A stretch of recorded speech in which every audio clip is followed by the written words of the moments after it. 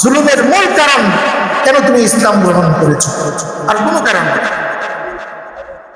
আপনারা কি ইন্ডিয়ার কোনো খোঁজখবর রাখেন না? দেখেন না পত্র পত্রিকার মধ্যে কি পরিমাণ ইমামকে পিটানো হচ্ছে?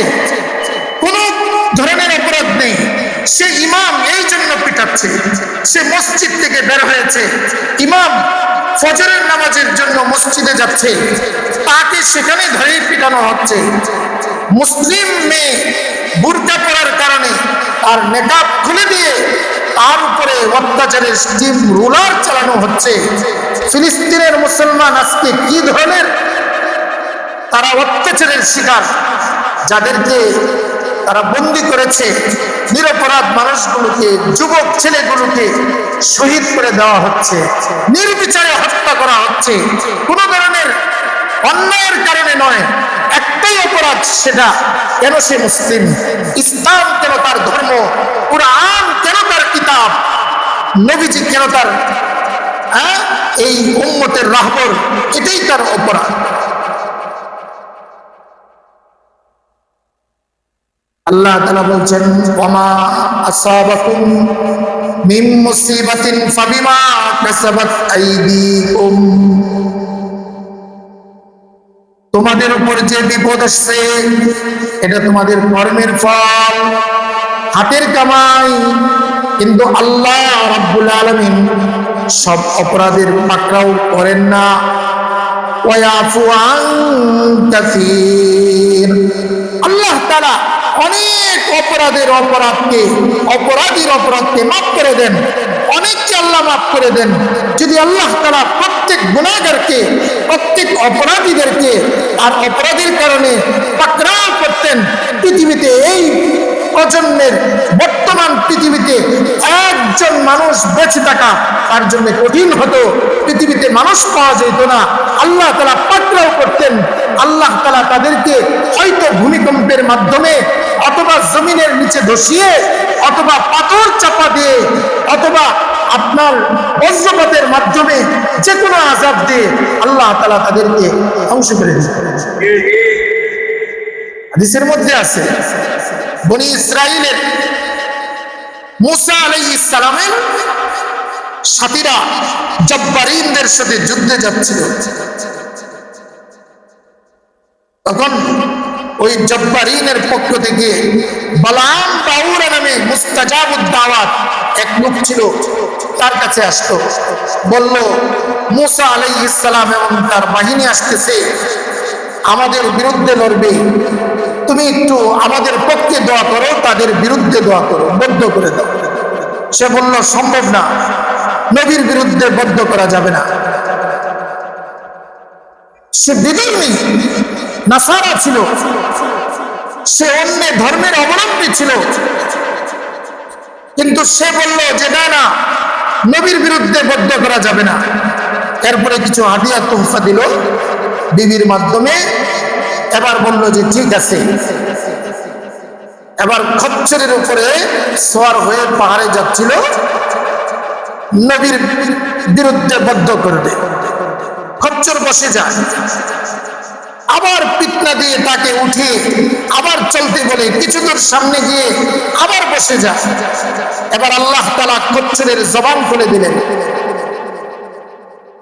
খচ্চর বলতেছে, আরে তুমি আমাকে পিটাচ্ছ, আর আল্লাহর ফেরেশতা আমাকে সামনে দিয়ে ধাক্কা দিয়ে বসায় দেয়, সামনে আমাকে যাইতে দেয় না, তুমি আমাকে পিটাচ্ছ নবীর বিরুদ্ধে বদ্ধ করার জন্য, অসম্ভব, ফেরেশতা আমাকে যাইতে দিচ্ছে না। সেই কথার কোনো ভ্রুক্ষেপ করে নাই, সে পাহাড়ে গিয়ে হাত উঠায় বদ্ধ করা শুরু করে দিল। এখন বদ্ধ তো আর কওমের বিরুদ্ধে আসতেছে, আর মুসা আলাইহিস সালামের বিজয়ের পক্ষে দোয়া আসতেছে। এবার কওমের লোকেরা বলল, আরে তুমি তো আমাদের বিরুদ্ধে বদ্ধ করতেছো। বলল যে দেখো, জবান আমার কন্ট্রোলে না, যিনি জবান দিয়েছেন তার কন্ট্রোলেই আমার জবান। সুবহানাল্লাহ বলবেন না? ক্ষমতার বাহাদুরি দেখায়। ও মুসলমান, যারা আল্লাহর বিরুদ্ধে বিদ্রোহ করো, যারা আল্লাহর বিরুদ্ধে, দুনিয়ার বাদশার বিরুদ্ধে বিদ্রোহ করতে তোমার হৃদয় আত্মা কেঁপে ওঠে, তুমি ভয় পাও, আর আল্লাহ এবং রাসূল এর বিরুদ্ধে বিদ্রোহ করতে তোমার কোনো ভয় লাগে না, তার নাফরমানি করতে তোমার কোনো ভয় লাগে না। তুমি মনে করো যে দুনিয়ার বাদশা তোমাকে জেলখানায় নিতে পারবে, শাস্তি দিতে পারবে, আর আল্লাহ পাকের শাস্তি আর দেওয়ার ক্ষমতা নাই। না না, আল্লাহ তাআলা যদি পাকড়াও করে তখন কঠিন ভাবে করেন, যাকে করেন আল্লাহ তাআলা ছাড় দেন, ছেড়ে দেন। ফামাহিলিল কাফিরিনা আমহিলহুম রুওয়াইদা,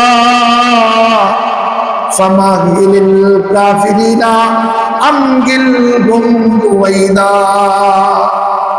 আল্লাহ তাআলা বলেন, হে নবী, কাফেরদেরকে একটু ছাড় দেন, ঢিল দেন। ইন্না বাতশা রাব্বিকা লাশাদীদ ইন্নাহু হুয়া ইউবদিউ ওয়া ইউঈদ। আল্লাহ পাকের পাকড়াও বড় কঠিন। তিনি মানুষকে কোন দৃষ্টান্তবিহীন অবস্থায় তিনি প্রথম সৃষ্টি করেছেন, আবার তিনি পুনরুত্থান করবেন। সৃষ্টি করার মালিকও আল্লাহ এবং পুনর্জীবিত করার মালিকও। যেদিন আমলনামার সামনে আসবে, লা ইউগাদিরু সাগীরাতাও ওয়ালা কাবীরাতান ইল্লা আহসাহা। আল্লাহ তাআলা বলেন, একটা ছোট্ট গুনাহ ছাড়া হবে না। কোন বড় ধরনের গুনাহ, ছোট হোক বড় হোক, আমলনামায় দেখতে পারবে। ইযা যুলজিলাতিল আরদু জিলজালাহা ওয়া আখরাজাতিল আরদু আথকালাহা ওয়া ক্বালাল ইনসানু মা লাহা ইয়াওমাইযিন তুহাদ্দিসু আখবারাহা ইয়াওমাইযিন তুহাদ্দিসু আখবারাহা। সেদিন জমিন তার মধ্যে যত অপরাধ হয়েছে খুলে বলে দিবে। জমিন বলে দিবে, আল্লাহ, আরে পাকড়াও করো, তোমার এই জমিনের টুকরায় তোমার নিয়ামত ভুল করে সে অন্যায় করেছিল, নামাজ পড়ে নাই, হজ করে নাই, সে আল্লাহর রাস্তায় দান করে নাই, সে অন্যায় কাজে লিপ্ত ছিল, তুমি তাকে পাকড়াও করো। লা ইউসিকু ওয়াসাকাল্লাহ। আল্লাহ যেদিন ধরবেন তার আযাবের মতো, তার পাকড়াওয়ের মতো আর কোনো পাকড়াও হবে না।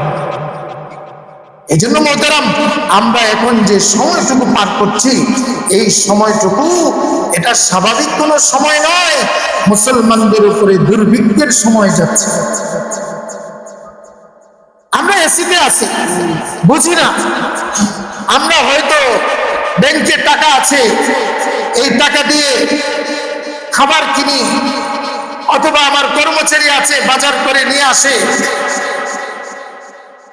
50 টাকার পেঁয়াজ যদি 100 টাকাও হয়, হয়তো আমি আমার টাকার কারণে আমার গায়ে লাগবে না।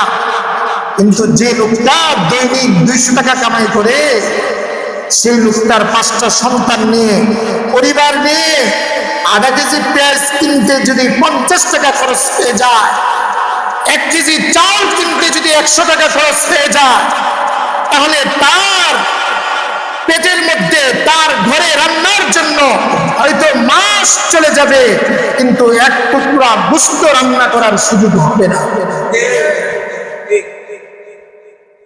হয়তো বছর চলে যাবে, তার ঘরের বাচ্চাদের জন্য কোনো ভালো খাবারের আয়োজন সম্ভব হবে না। বান্দা তো তুমিও, ওই গরিব যে আছে সে আল্লাহর বান্দা।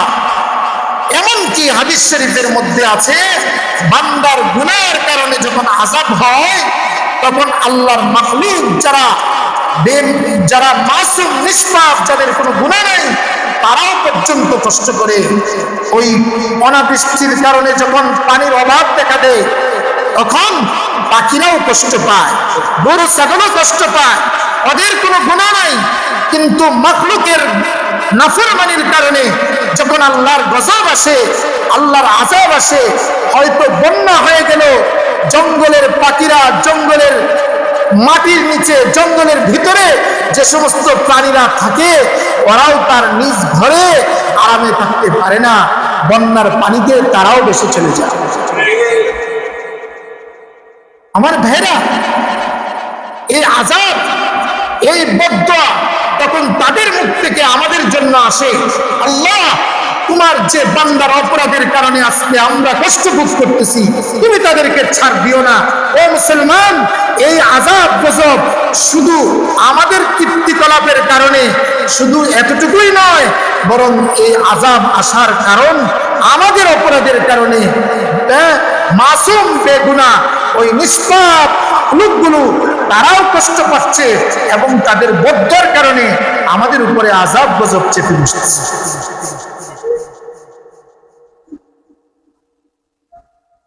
হাদিস শরীফের মধ্যে আছে, এমন এক সময় আসবে বান্দা দোয়া করবে, দোয়া কবুল হবে না।